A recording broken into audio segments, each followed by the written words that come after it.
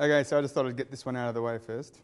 So why are people responding to a drug for Parkinson's disease? It's never been clear to me. This is the ominous scenario of someone with primary orthostatic tremor who develops Parkinson's disease. That's one person. Based on this person responding to levodopa or dopamine, they then, this group in Queen Square, very famous one, treated 8 more patients, 5 of whom experienced benefit and were on long-term treatment. And so some people do respond. It's always worth a try if you haven't tried it. So there's a set list of conditions where if I get referred them from other neurologists or for the first time, I say we should exclude dopa responsiveness. So there's a condition called dopa responsive dystonia. You know, it's rare as hen's teeth. I think that's 2 in a million if I had to quote something. But on the off chance that you're missing an important treatment that's, you know, going to help people lifelong, you try it. So I give everyone a course for a month. If someone's come to me and on a successful treatment, I don't necessarily add it in unless, you know, maybe if Beryl came back to me and said, you know, I'm struggling, then we might try adding in things, and that would be one of them. So I've got patients on it that have been started on it by someone else. I'll just continued it. This next drug is, so I'm trying to do it by drug families, dopaminergic drugs. And dopamine is it's like one of the master chemicals in the brain. It's involved in movement, mood, you know, addiction, behavior, other behavioral things, and it doesn't, you know, it regulates other neurotransmitters. So you can't say it does one thing or the other. But anyway, synthetic form of dopamine in one person was reported to work. So this is what I'm saying. If actually I've tried it in one patient and it hasn't worked, but that doesn't mean you shouldn't try it.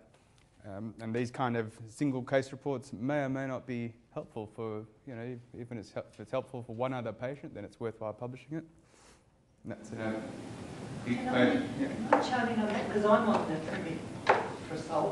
When I went to the clinic last time at the Parkinson's clinic at the centre, up until then I'd been having 2 tablets in the morning in the 0.25 dosage and 2 tablets before I went to bed.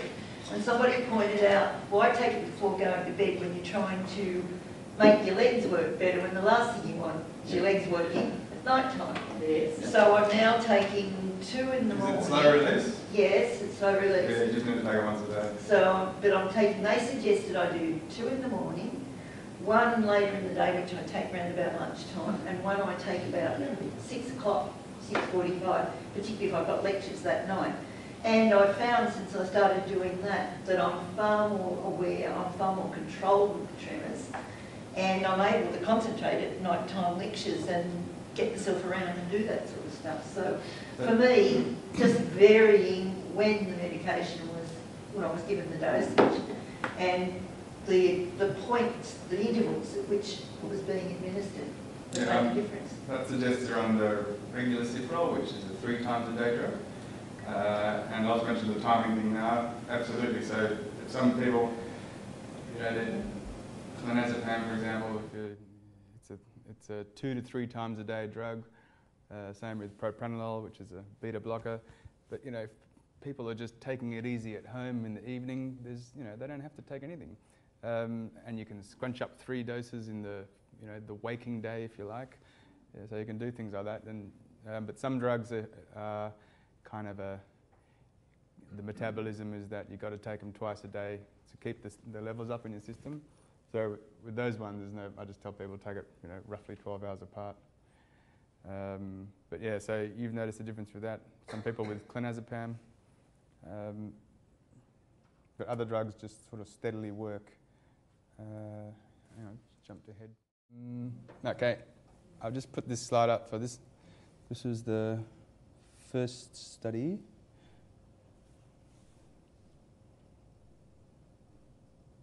No, that's the second one. So just to give you an idea of, so Beryl was in this. I couldn't tell you which patient she is because everything's anonymised, and hopefully I've thanked the patients at the end. Let's see whether I remember to thank. The young one.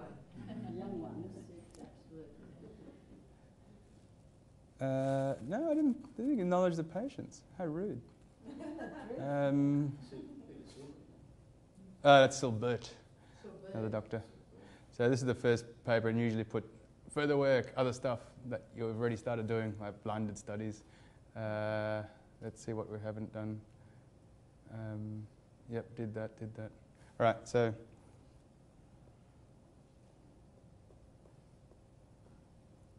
I don't think I showed you all this data, but so this is the combination of symptoms, treatments, disease duration, long time.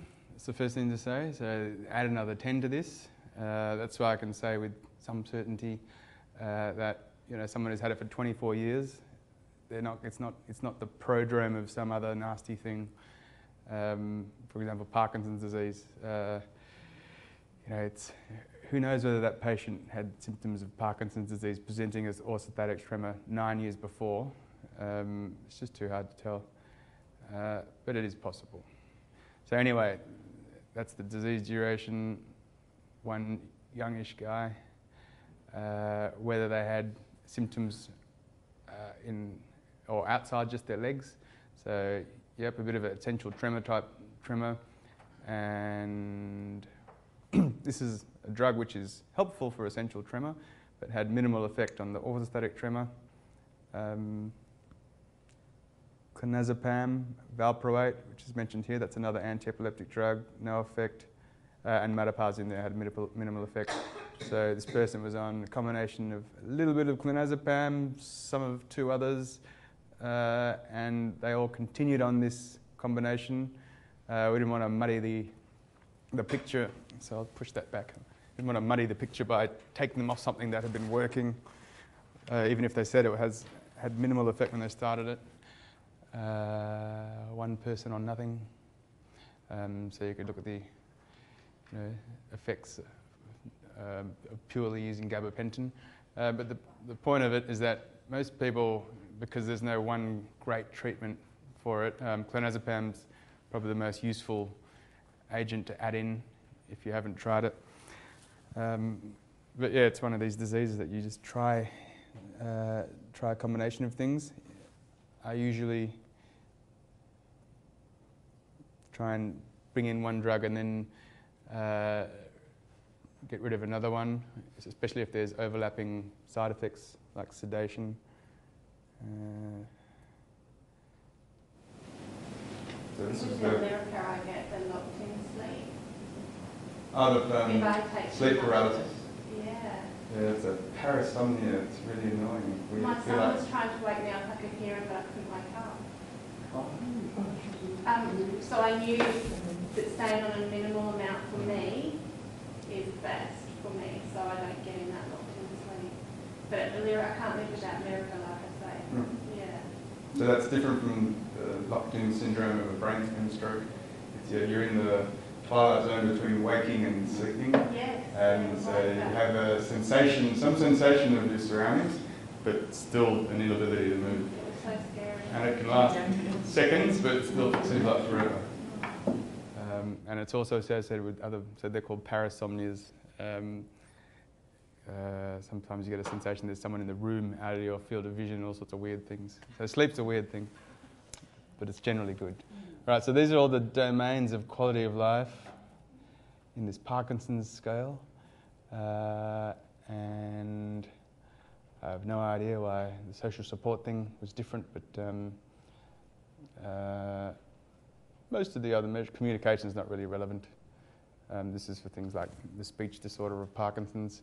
Bodily discomfort's obviously relevant to POT. Cognitions, if you're anxious, you don't process information and thinking's impaired on that basis alone. And the rest I've actually seen. Okay, that's too hard to look at. I've showed you slides. the pictures are much easier. So then this was the follow-on study that I mentioned that we just had to do. So same patient group, pretty similar mix of things. The dosage varied in different people, both in terms of the effective dose and doses people could tolerate, but this is probably the maximum dose I've ever prescribed to anyone. And it seems like a lot, but as I'll show you later, pregabalin's like a more potent version of it, and you only have to take it twice a day instead of 3. So Beryl had only got a little bit older. Which one? Who knows? It's a mystery. And there's all the numbers, but I don't like. Then this is the article So as I've said, I've done some studies on patients with pregabalin. Wrote up this paper. So again, some of these are new patients, some of them are patients not from the old paper. I was going to put up other useful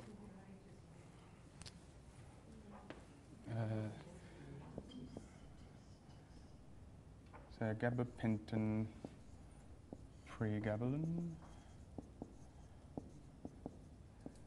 They're still anti-epileptics, if you like, but from a different family.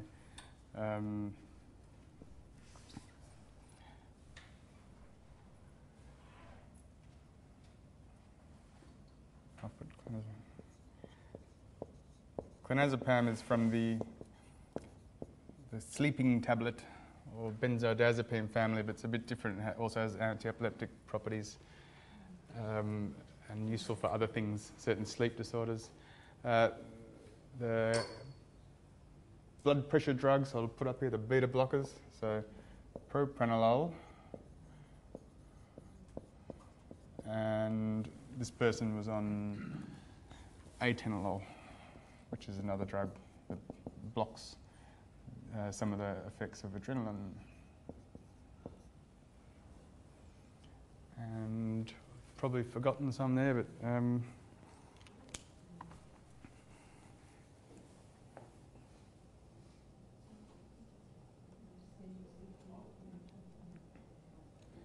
and to blow it up. So this is a pretty picture from a poster. So pregabalin in the pink, which showed up better on a poster than a screen, overlaid on the pre-treatment green spikes, and looks pretty good, pretty impressive, believable. But you still have to do all the other things. And this is the sway area. So this is the conversion, changeover from gabapentin to pregabalin. In this person had a magnificent effect. Not everyone's like this. And so if I go down to the next one, there's a good example of why these measures are not infallible. So this is, that must be eyes closed, or let's say, oh no, that's the electrical recording, that's the sway area recording in patients 1, 2, 3, 4 average.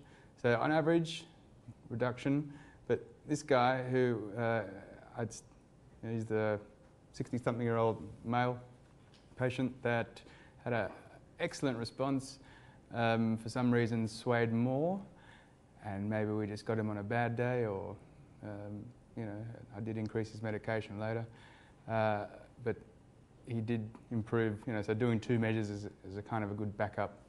If both that and that hadn't responded, I'd wonder whether he'd had a positive placebo response, because that's pretty common. If you have the ability to compensate for something, and a doctor prescribes you a drug and says, this is fantastic, you have a higher chance of responding than if the doctor sort of says, oh yeah, give it a go. But that doesn't bear out over time, so 2-3 months later your placebo response wears out.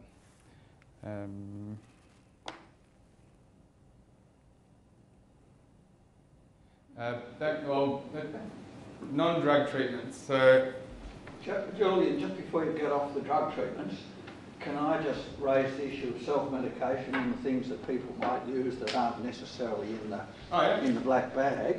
Now, Carol's mentioned anti-inflammatories, and that's something interesting that might just be idiosyncratic for her, but nevertheless it might be something to consider. Good point, yeah. And then there's alcohol, which is always sort of thrown up, and most people, I guess, are reasonably sensible and can titrate a bit of alcohol to their needs and get the outcome they want. And I look around the room and I see there's a fair few people who probably grew up in the 60s and raised the issue of marijuana as well, and the use of medical marijuana in some neurological conditions. Okay, so whether you might want to comment on those. Does anyone have any personal experience with useful use of drinking? So can you go out to a social function, have a couple of drinks, and just makes life.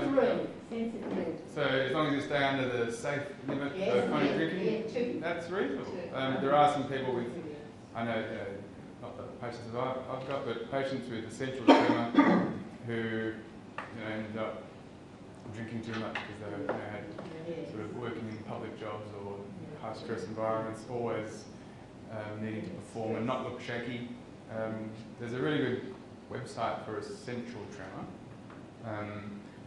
where, I can't remember the website, anyway, you look up the Essential Tremor Foundation and there's little patient videos and they say stuff like, I'm not nervous, I'm just shaky. And I'm not anxious or anything, I'm just got a tremor. So there's ways of, if you haven't found it already, of trying to minimise the steering effect, especially with little kids and things. There are ways looking at people with not just tremor but other involuntary movements and things. Can I mention some of the side effects of some of the drug things?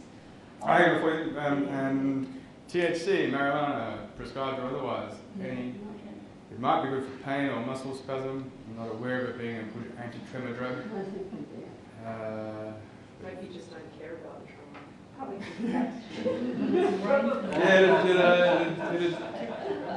it'd chill out the adrenaline component.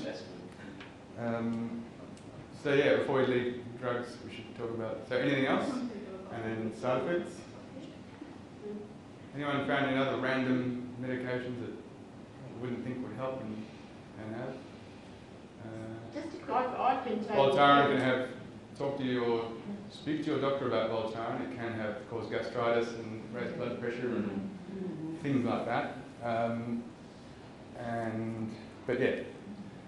I've been taking Panadol Osteo to try and lessen the pain, and when I started taking it continuously, 6 tablets a day, two tablets 3 times daily, after a fortnight, the pain was basically gone, and that was Panadol Osteo.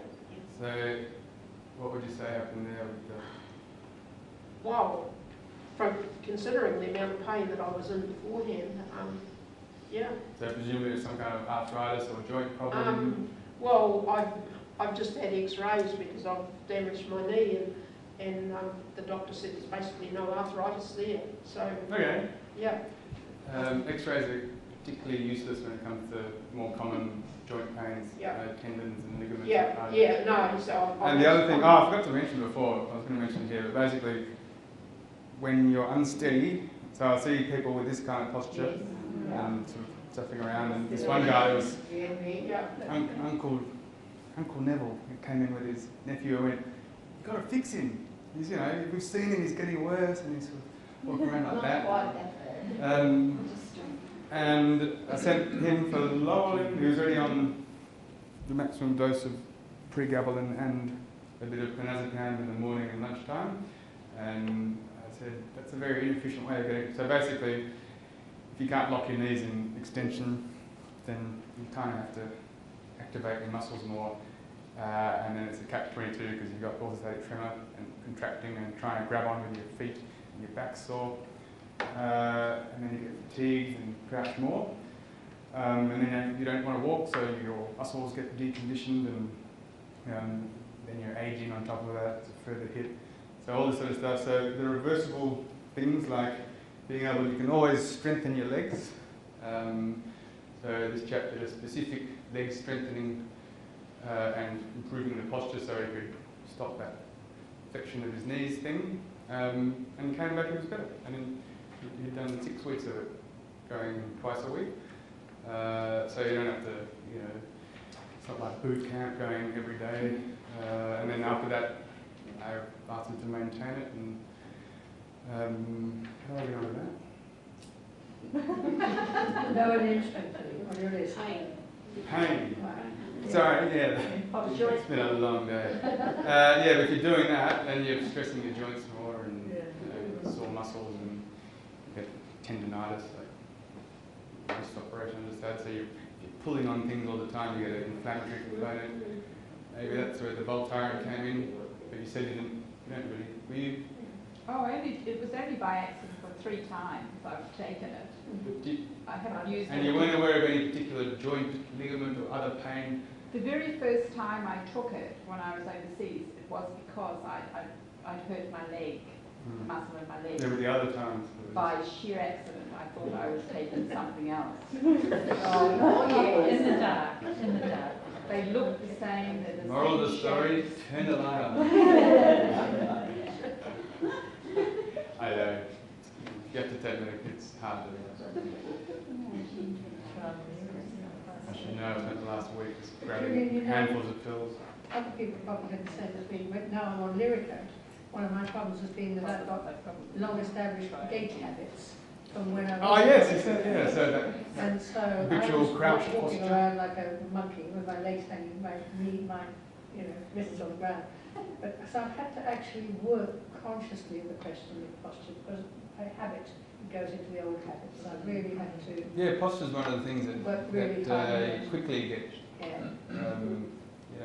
habituate to. You get some injury and even long after it's gone, you're hunching and crouching. You've got a physio that's specifically I've got doing a that. physio program Yep. that's addressing that, yeah. I was sent to do upper body strengthening just to see if it would help my uncontrol the touch screens and stuff like that because I was struggling with that. And we discovered that we could trick my brain into not thinking it was static. If I was weight bearing on one side and then on the other alternating sides, and we tried lots of exercises. And as long as I was alternating, I could weight bear without the tremor kicking in because the other side was moving. Meaning your hands? Yeah, and I was doing a whole lot of arm exercises with weights for my shoulder and upper body. And, that was just what we discovered, that by alternating the sides, I actually... Sounds a bit like this thing. So when you're weight bearing, I guess, you've got the tremor kicks in, and same with posture holding your limbs, and then if you can sneak in before this, this ramp up of symptoms. Sorry, where's the other one? If you can, you know what I mean? If there's these symptoms worsening, if you can get the job done with whatever you're doing in a mile phase and then switch to the other limb. Yeah, and it was like, and if I walked around with the weights, I also could do them for longer because I was moving. So what kind of tremor did you have with it? So well, you'll hold something it and was just that I was really struggling with working on a touch screen that was up about that height. My tremor would kick in, and I was really struggling. And my doctor said, as women, we have very poor upper body strength. So we don't use our upper bodies. We don't carry weights and stuff like and do things. hanging out washing and things. So you don't lift your arms. So you don't actually lift your arms. Actually, hanging out washing, that must be hard. My dryer broke down. I hang out washing a lot. It's really annoying. Yeah, so she sort of said if you exercise to build muscle mass, you've got muscle mass to support the things you're doing. Yeah, but sometimes if you've got bigger muscles, you'll just amplify it. So have you tried putting a... I was having a 1 kilo weight in each hand and just alternating movement. Have you tried that when you're using your hand? Some people benefit from putting a light weight around the wrist to damp down the tremor. Yeah. I only probably try that by holding one arm. Yeah, we'll try it. Get one of those fitness things and play around with the weight. You know, if you put too much on, then you're fatiguing. It's just interesting, you could track your brain almost by alternating sides. Do you think it was this thing? It probably This is was. It was just, yeah. The latency for it to kick in? Yeah. So your tremor would get worse the longer it was? Oh, yeah. If I was. Was that, yeah, okay. Yeah. And it was just really an interesting thing that you could actually get the exercise by just doing the short movements. Okay, before I just remember, so has anyone found like a dose-to-dose effect from any of the drugs they've been on? Is anyone on, how many people are on more than one drug? I was before I was on Madopar, I was in Primidone, and I was on. Yeah, so how many people are now on more than one drug? Keep your hand up if you're on 3 drugs. So Are you saying 3 drugs for 3 drugs for tremors tremor. or what I'm on altogether? Just for the tremor. Just 2 for tremors. Yeah. So that's probably typical. Some people are on nothing because they haven't heard of any good treatment. Actually, how many people are on anything? Couldn't tolerate or didn't work? Didn't try. Didn't want to. I haven't got a doctor. I'm married to a doctor. Can I ask the didn't want it person, was it because your symptoms are mild? I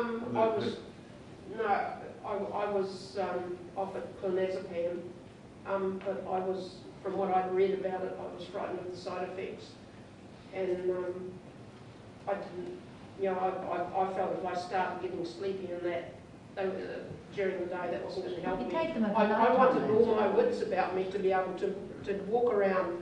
Yeah, get there's around an individual without. choice and depends on your job and lifestyle. Yeah. Take it at night time, though. No. Pardon? You take it Oh, at no, night time. my neurologist had prescribed it, 2 tablets during the day. So I was Yeah. talking to someone else before that said they couldn't tolerate the daytime sleepiness. What was it? I take 2 of a night time. I get the best 0.25 night's sleep milligrams, ever. half of 0.5. I split my tablet, my clonazepam into half or a quarter, and just take them. Out of worry for tolerance or? Well, my GP was, but also I had, I just couldn't concentrate at work, so I just take them in small bits. But if you try it and you don't like it, you can just stop it. There's no long-term nasty effects of any of these things. There's certainly some nasty short-term effects that you can avoid. So primidone, for example, been around since the 60s. It's a barbiturate. It sounds horrible, you know. But on the other hand, it's a fantastic anticonvulsant that's been, has 40, 50 years of safety record. And there's also a little trap for people who don't prescribe it that often, because your liver has to build up its metabolism of the drug very quickly. So you take the first dose at night, and and you gradually build it up. And some people will tolerate a whole tablet 3 times a day, and it will be great. And other people, tiny sniff of a quarter tablet is just, it's an individual thing. So I just tell people to try, and if you fail, then at least you picked it up. What were the other reasons? Didn't have a doctor. Which country?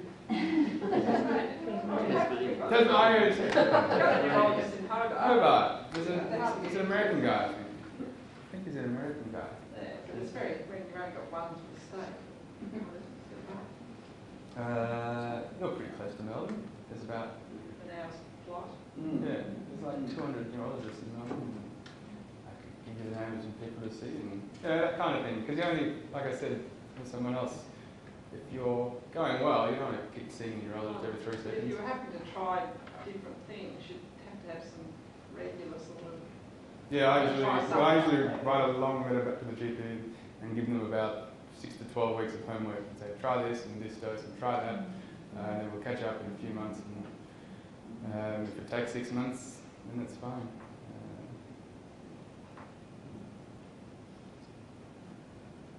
That was it on drug. Anything else on medications, side effects? Do all these drugs work in the same way, or How do they?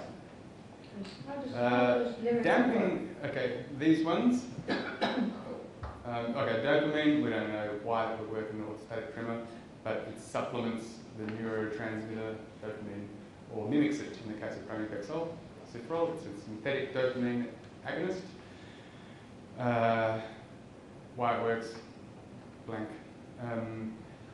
These ones all damp down nerve cell firing in some way. They reduce the excitability of the cell membrane, or in the case of these ones, they reduce the release of peripheral neurotransmitters that enhance the effects of adrenaline on your, the fight or flight reaction.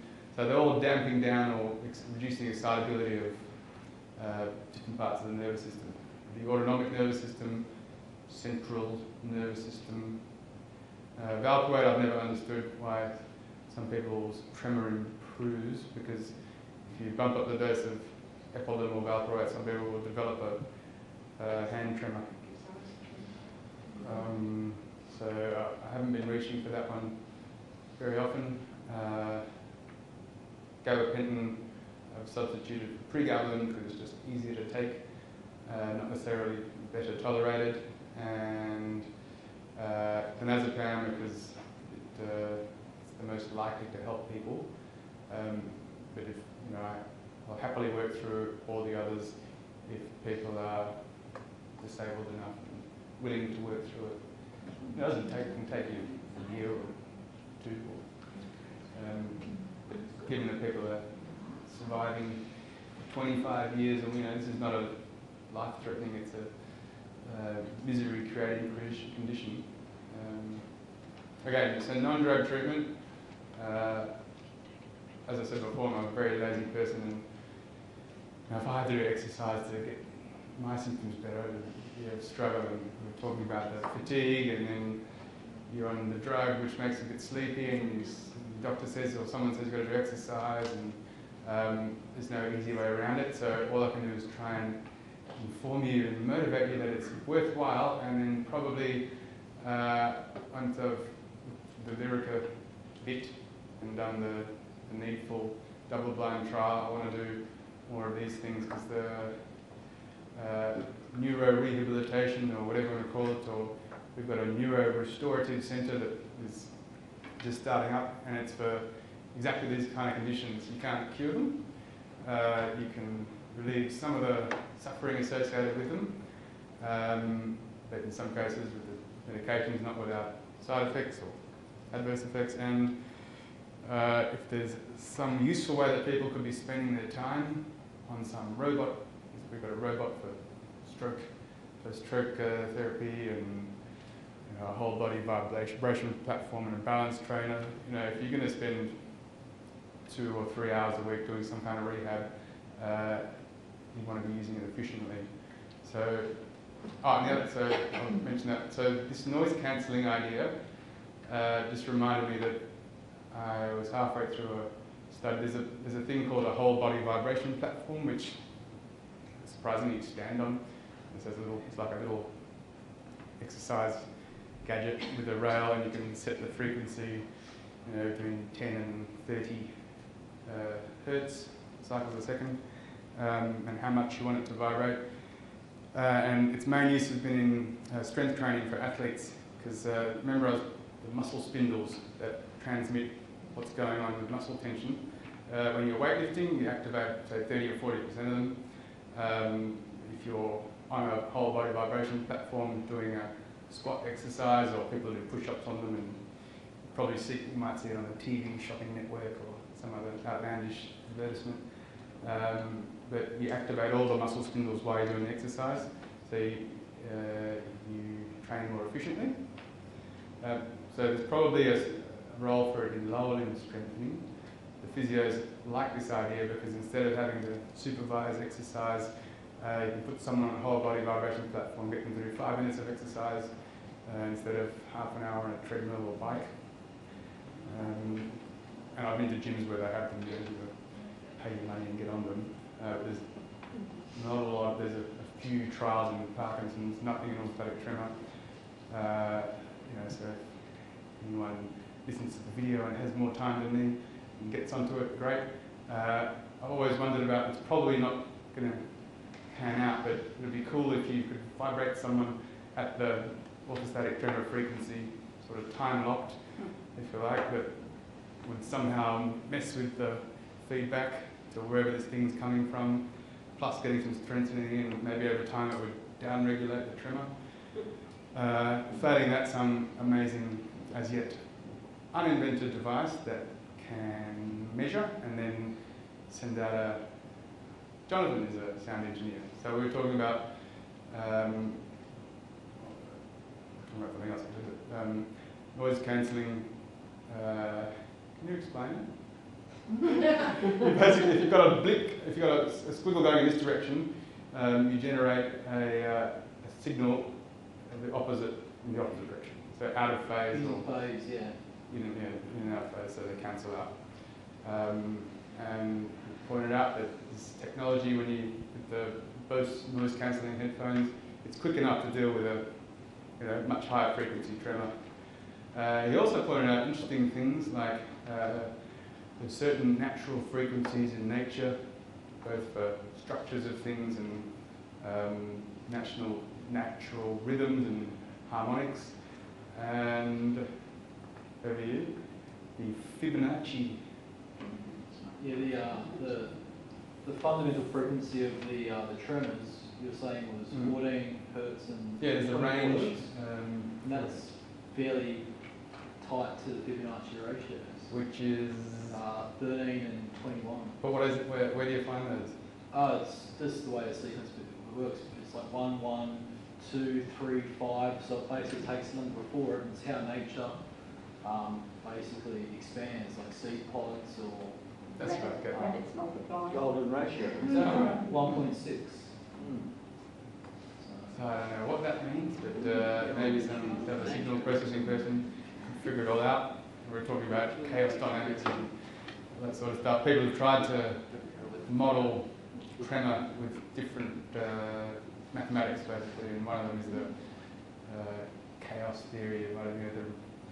They try and model the weather using this, but it's also applicable to tiny movements of atoms and things. So this concept that there's a underlying unlockable mathematical thing that we just unlock it, we get better outcome in these kind of treatments. Like deep brain stimulation is constant stimulation between 100 and it's usually about 130 hertz. Sometimes you have to bump it up to 180 for tremor, but we don't really know why. And it's just buzzing away the whole time. They are developing systems that can sense some kind of activity in the brain and then pace back. So if we could do that with, sense the tremor burst and then before it has a chance to spread, kind of zap away at it, and that's the kind of thing that might improve the outcomes of surgery. Why the sensory feedback? Oh, the table. So, any ideas there? Actually, I was thinking of the compression stockings. Yeah, they might be annoying, but they might improve the sensory feedback, but probably not.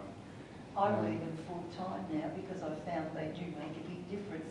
I've got a whole wardrobe of the stockings, but I noticed they only last about 5 or 6 weeks going through the washing cycle and whatever. So sportsmen wear them to compress the muscles while they're exercising, and you go to rebel sports, and they say it reduces muscle fatigue. Has anyone got any experience with that? Yeah, I wear them if I'm wood and in all day, like when I stand all day, I am leaning, but I'm up on my feet all day talking to people, I wear them and they're fantastic. Yeah, so it may have benefits on the muscle side of things and fatigability. It may have nothing to do with the neurological bit. They may give you more confidence and, improve that bit of it.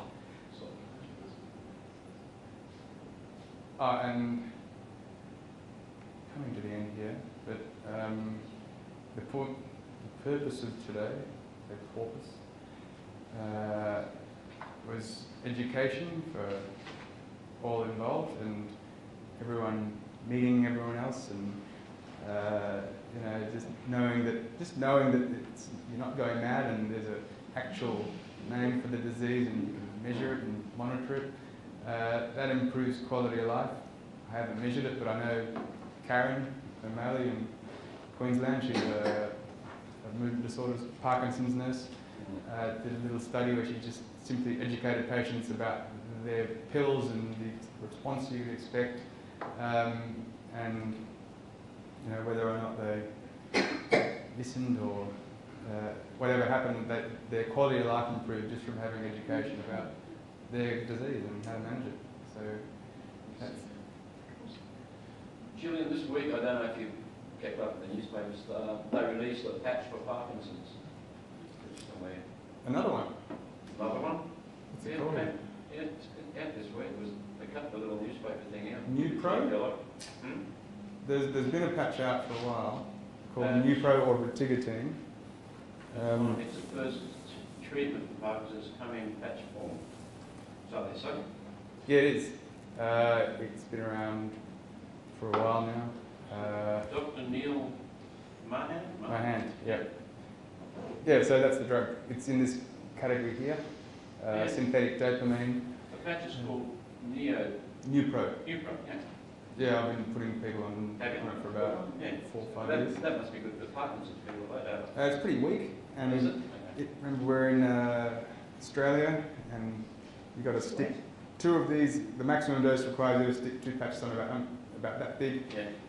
One of my patients is a hairy bloke that's a gardener. Oh. So, it's sliding off it. And patients, there's a select bunch of people who don't respond to pills, and I put them in the patch, and they'll do anything to continue it, including this one chap that came back with rashes, and to sort that out, and all sorts of contraptions to keep it strapped on.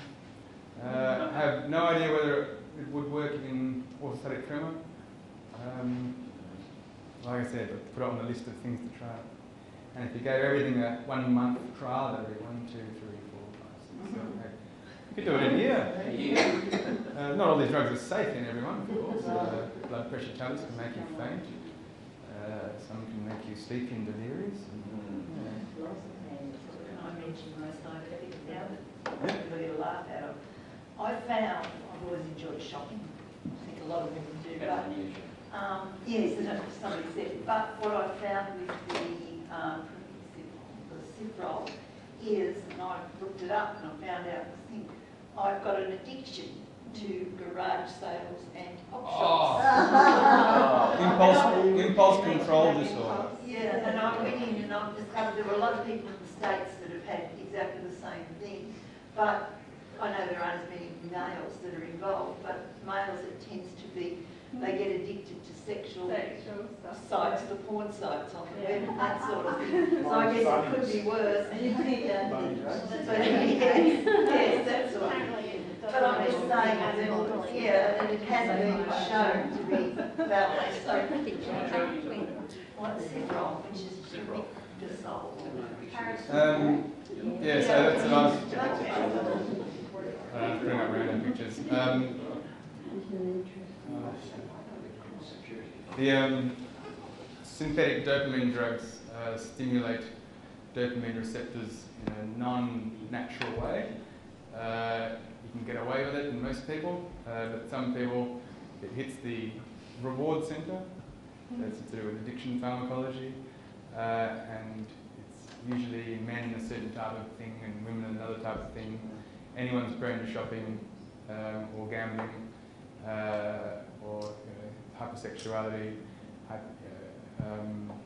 overeating, but usually there's some predisposition to it. So it's a bit of the drug and a bit of the personality. So if you've always been a bit of a shopper, then you'll continue to be. Julian, a friend of mine in Brisbane, her husband's got Parkinson, and the medication he was on made him stray to one of her girlfriends overnight. Then he phoned her up and said that he was going to change the will and all. Through the medication. No comment. I think it's got a predisposition for that. But they they did find out it was the medication that made him like it. Sure, that's what I'd say. Or so he said it was the medication that made him. No, there's been doctors have been sued. The biggest loss of as a patient in this country that spent $20-something million of his family fortune, went over to America and was put on a huge dose of Cifrol for some reason with Parkinson's, more than usual. And yeah, so it's now a black box warning, whatever it's called, for drugs. So yeah, I always tell people about it. Not in all that detail. I just say, notice any behaviour change, spending more money, time at the track. I had a patient where it came on after deep brain stimulation, which is reported as well. So he's trying to stimulate purely just the motor areas, but there's no such thing as, there's all these overlapping circuits in the brain. And this young guy with Parkinson's that had a previous history of gambling, internet downloading and stuff, and excessive smoking, on the Cifrol, came off it after surgery, but when he was switched to a certain setting, he said by the time he was driving home, he was driving recklessly, went home, hit the net and started smoking again. So that's all in hours. That's not typical, it's an example of how hardwired some people can be. Any impact of Viagra? No. On which? Orthostatic tremor? Are we running out of things to talk about now? Does that go into sensory feedback? My Facebook group would really like you to write something that explains something so easily in layman's terms to their friends and family for support, and also doctors that may have never heard of it before. Is that possible for you to do in the interim with all your researching and stuff? The main thing is I'm not on Facebook anymore. No, I noticed that. I've deactivated my account, but I mean maybe email through Sue or... So, Did you know it's there already on the website? There's a very good explanation. But they really want it coming from a doctor's word and someone that's researching it at the current moment. I think that's what they're really wanting. I'm busy promising... promising the world to us? No. Stephanie at Nord that I'm going to put this ethics application in, and there's a bit that there's usually a bit that says in 20 words or less, and it's not here, but I'll do one. You have to put a name and description for the ethics committee, and that'd work, wouldn't it? I think so. Yeah. I'm afraid it's going to include the stock phrases rare, enigmatic or something like that, disabling. I think, sometimes it does an injustice when it's said that it goes away when it's eaten, because there's all the other symptoms that actually stay with us, like you said, fatigue, I always have and to then the tremor. put that stuff in, and it's reduced or disappears. Yes, that's perfect. Except then there's too many words, so I should probably just say maximal in when standing, and also causes problems when walking. You're supposed to, there's this funny rules when you're writing ethics submissions. It must be able to be understood by a 13-year-old or something weird like that. That makes sense to me. Yeah, but why 13? What does it mean? And I explain it and they say, you tell us in an easier way. Most doctors sometimes don't. No, I've never heard of it until a couple of years before I met her.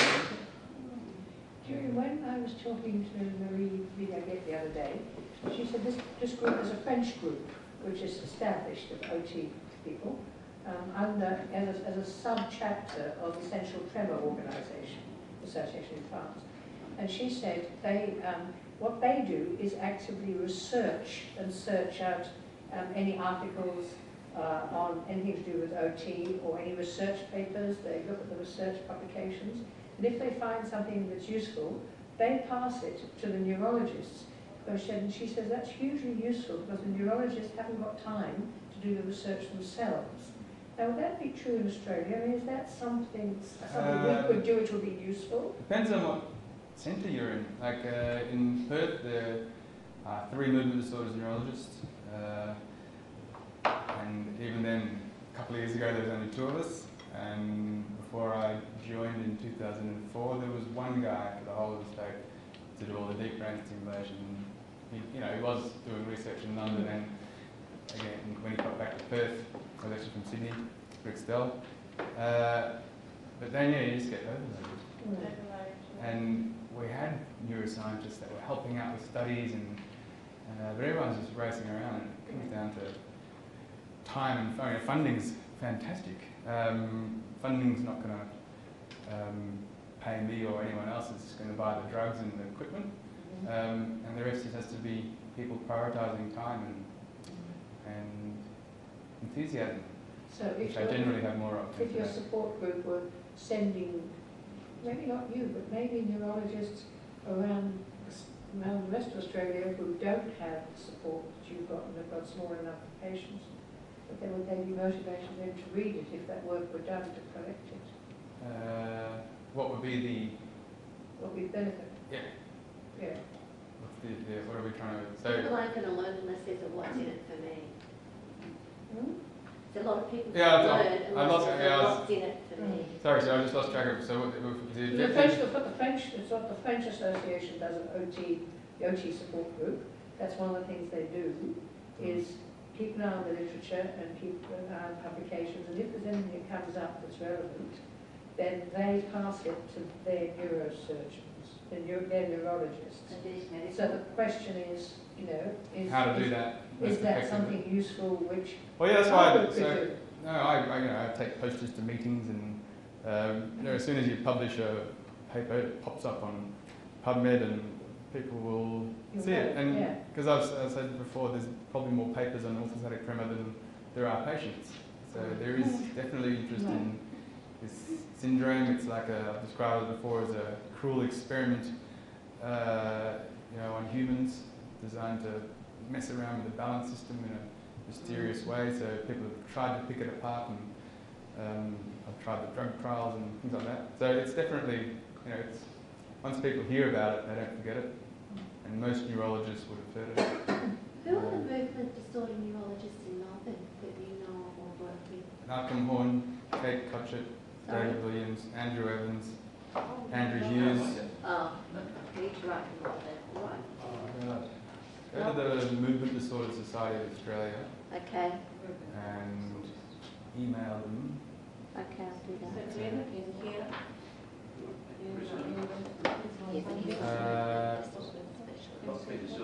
John O'Sullivan. John O'Sullivan. The Royal Blues Branch. There's Victor Form, Neil Mahand, Steve Tish. I think we're naming the ones that I'm naming. If I forget people, they might get offended, but there's heaps more. It's all right, I'll look up on the society. Yeah, and there's like a state council. I think I'm on there for something or other. So if someone emailed and said someone needs a specialist in this field, then they'll be able to tell you. Okay, thank you. Dr. Fong's one of the most active, but he's at Westmere's. Yeah, he's just finished organising this huge meeting. He must be exhausted. Catching up with him tomorrow. My mother had Parkinson's, and I was really impressed with Parkinson's Society. They have a very active education program. They have a great network of places where people can meet. They've got people who provide education, and they're really good. And compared with them, we're a much smaller group, of course. Yeah, what about the idea of just sort of joining in under the umbrella of Tremor? Because I don't think there's no essential Tremor Society in WA. That occurred to me as a thing to talk to them about, whether we could set up a little chapter. You're the person to bring together all those shaky people in Perth. There's an essential Tremor foundation. Right. So, And then we get tuck it under them. There's the Shake It Up Foundation for Parkinson's in Sydney. So you just need a Julia, do catchy you name. know Dr. Lewis here in Sydney? Dr. No. Who? Lewis? Simon Lewis, yes. Simon? Yeah, he has the research for Parkinson here in Amsterdam. I went to I belong, not that I belong because I'm not good now because I can't, but I went to the Parkinson in Narrabeen a couple times, and I went to one of his forums, and he's very good in talking about the Parkinson. And his has in looking after orthostatic tremor here in Sydney, in Amsterdam. And he told me he could look after me. He said, I want to be a guinea pig. And he had a big picture of guinea pigs in there when I went to his Parkinson forum. That one's very clever and very funny. Yeah, he is. Be good. And he doctor told to have. everybody in there in the Parkinson when he had, and he said, all of you are all guinea pigs. I would like to be a guinea pig. I And don't know he, what says on and he told me that he could, if I managed to get to Central Station or from Central Station to the where his office was, he can pay because he can pay to all the people in Sydney to go to his place and for orthostatic tremor. So if you can contact him. Can I ask, did you, with this conference you've just been to, you know, was it quite a bit that came out that you weren't aware of? Or was it all? Oh, that was the problem. So I've been cooked for last week. You didn't go? Cooked? No, I was in bed all week. I made it out after chair this session on Tourette's syndrome, but I sort of went out for a few hours and came back in. Okay. But I get there's always at least half a dozen posters or abstracts on orthostatic tremor. So I usually pick that up in the big fat booklet with 1,400 or so posters. Yeah, so that's the kind of place that I'll go and try and put the word out about pregabalin, but then there'll be like hundreds, a couple of thousand posters. So publishing it's the only way to do it. You have to think of the sport that people with tremor are really good at, and then we get funding. I have to say I miss being able to do those types of activities of hiking and I was able to do kayaking, but I think we were talking about skiing before and you know those types of things. That'd be quality of impossible. life Crouching. You know, it's sad to lose that opportunity. So maybe there's other ways that we can actually get on the snow or you know do those things. I had to give up golf. Yes. You can't be shaky and play golf. There's someone on their website called the Golf Nut. Yeah. Yeah, and they can't do it anymore. Oh, no, she's back now doing it. Oh, she is wonderful. Well, I thought I might try again now with Lyrica. I might have enough stability to manage it. Yeah. Prepare to sit down. Does that exist? No, you've got to be creative. You can't just take it laying down or wobbling. You've got to go forth, young man. Yes. It's a bang. Yeah, that's what I mean. You've got to find different ways to do things and different sports. And one chapter of your life might close, but there's plenty of other things you can do. That's right. You can go surfing, you can go bodyboarding. You know, do all Yeah, I those find that things. people with a positive outlook do so much better, whether they might look the same when they walk in the clinic, but have less problems and less associated symptoms, depression, anxiety, etc. So it's not, I'm not saying it's their fault for being miserable, but I always highlight it and if possible try and get them to go to a psychologist and try some positive psychological intervention. Yeah. Well, it's not going to kill us. No. There's no evidence that OT kills us. Yeah, as I describe neurology to non-doctors, I say I don't really save any lives, I just, hopefully relieve a bit of misery. Yes. Yeah. That's all you can do. I do it very well.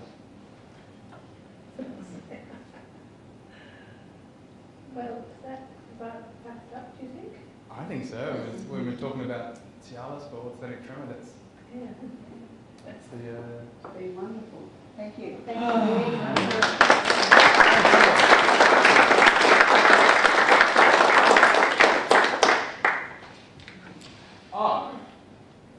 No one's. I'm sure you mentioned it, but I've just never seen anyone as enthusiastic about such a, in such a short period of time as Sue. I think from mentioning it to getting all these people together.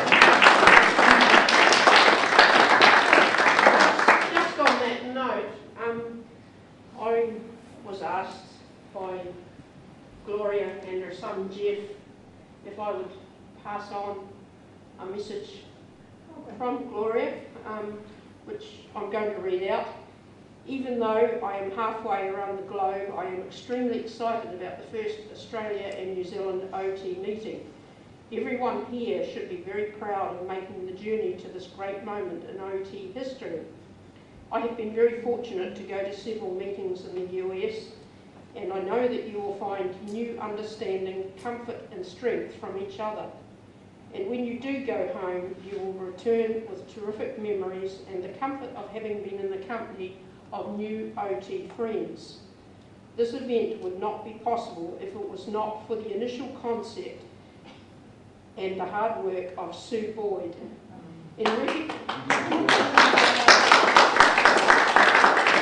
In recognition of all the hard work that Sue has done to make this special event happen, please accept this plaque as a small token of gratitude and appreciation from the entire OT community.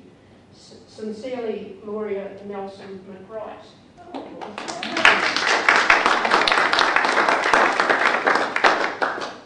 Gosh.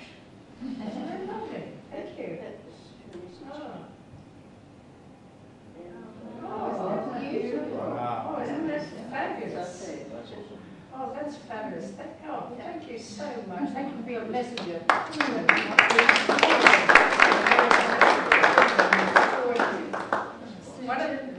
One of my very good friends said to me, "Yeah, trust you to organise your own bloody support." Are we glad you Well, thank you. I have to say thank you to everybody too. It's just from the initial response, whether it's worthwhile having this meeting, to the rapid reply with all your personal details and very rapid reply with your checks and your money, and so it's just been a really good cooperative exercise, and I think we've done it well together. So thank us all. Thank you.